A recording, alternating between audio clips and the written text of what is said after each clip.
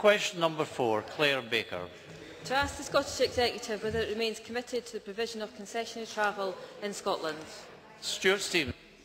Yes, we remain committed to the provision of concessionary travel through the Scotland-wide free bus travel scheme for older and disabled people and the national concessionary travel scheme for young people.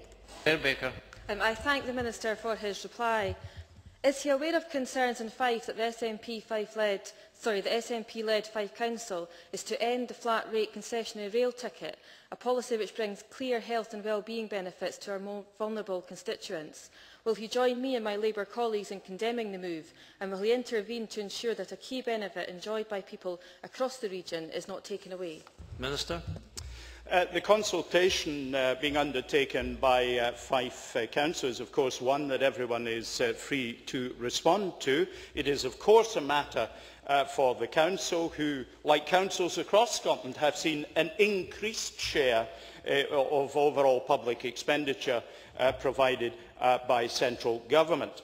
It is also, of course, important to bear in mind that by continuing to support the scheme for older and disabled people and extending it to disabled ex-service people, we are showing very substantial support for social travel and travel for people across Scotland.